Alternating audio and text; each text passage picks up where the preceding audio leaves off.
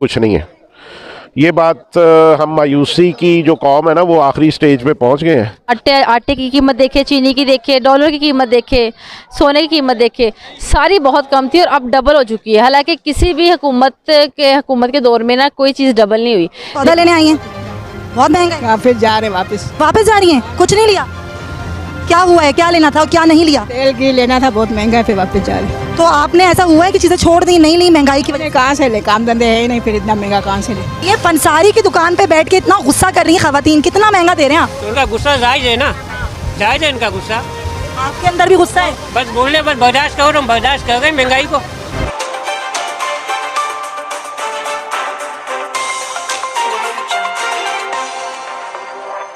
Election हुए उस वक्त जो है हर चीज़ बहुत कम थी। अगर आटे की कीमत देखे, चीनी की देखे, डॉलर की कीमत देखे, सोने की कीमत देखे, सारी बहुत कम थी और अब डबल हो चुकी है। हालांकि किसी भी हुकूमत के दौर में ना कोई चीज़ डबल नहीं हुई।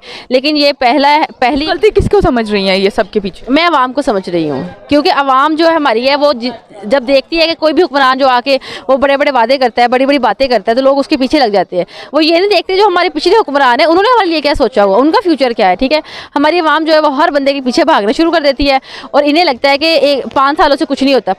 पाकिस्तान की गुर्बत की सबसे बड़ी वजह यही है कि जो 5 सालों को कुछ समझते नहीं है ना कि अब इसे चांस देते हैं, अब इसे चांस देते हैं।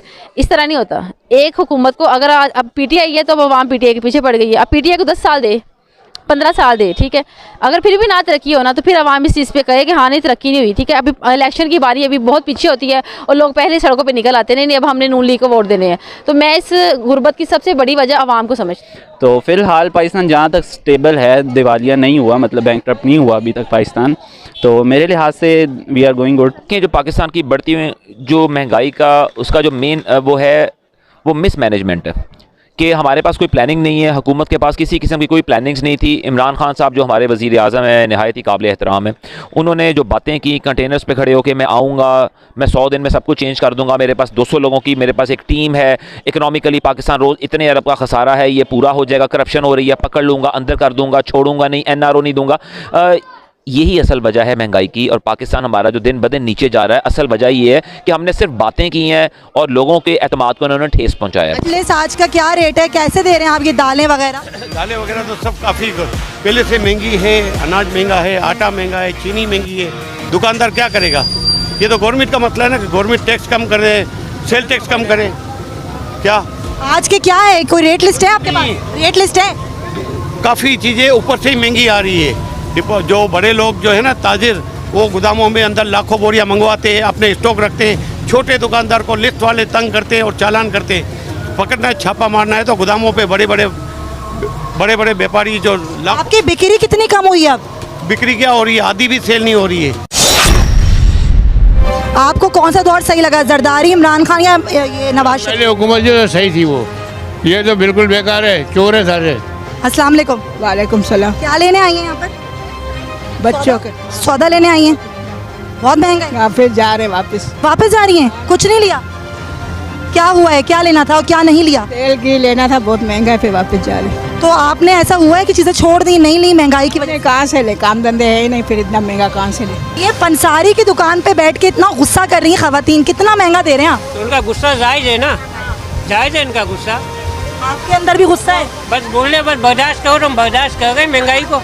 लोग बच गए, आवाम इतना बजा किया है, खाने में नहीं है, भूखे रहते हैं, ऐसा जुल्म कर रहे, नौकरी नहीं है, कुछ नहीं है। किसको वोट देंगी आप 2023? हम लोग किसी को नहीं देंगे, जहन्नम से किसी को नहीं। क्या दे वोट में? किसी की हुकूमत अच्छी नहीं थी? नहीं, किसका अच्छे? हम लोग गरीब अपना मेहनत खुद कर रहे, गरीब क्या देते? बिजली का बिल महंगाई, पेट्रोल महंगा, खाना पीना महंगा। जाओ पेट्रोल डाल के ना कोयला गोदाम सिली मार्केट तक एक दफ़ा नहीं आ सकते। पहले 100 रुपए का पेट्रोल डाल के हम 3 चक्कर लगा सकते थे। गरीबों का निवाला छीन लिया है। मैं ये करूँगा, वो करूँगा, मदीनी रियासत बनाऊँगा। अभी उसके खुद के बच्चे यहूदियों में पल रहे हैं, तो क्या मदीनी रियासत बनाएगा? मदीनी रियासत आप ये बना रहे हो, यहाँ लोगों को तुमने भूखा मार दिया। आपने कहा कि करप्शन नहीं होगा, कर्ज महंगाई नहीं होगी, सब खत्म हो जाएगा। सबसे ज़्यादा करप्शन तो आपने किया, सबसे ज़्यादा कर्जा तो आपने लिया। जब आप यहाँ से इस मुल्क से जाओगे तो यहाँ फिर बाद में जब दूसरा बैठेगा हुक्मरान, वो क्या कहेगा कि नहीं वो इमरान खान चोर था, अभी तुम कह रहे हो जरदारी चोर है, नवाज शरीफ चोर है, तो तुम चोरों को पकड़ लो, उनसे निकलवाओ जो उनके पास है ना। गरीबों से अब क्या महंगाई, आटा कहाँ पहुँच गया, पेट्रोल कहाँ पहुँच गया, CNG 15 दिन के लिए बंद हो गए। ये आवाम, गरीब आवाम क्या करेंगे, रोज़ कमाने वाला, रोज़ चूल्हा जलाने वाला।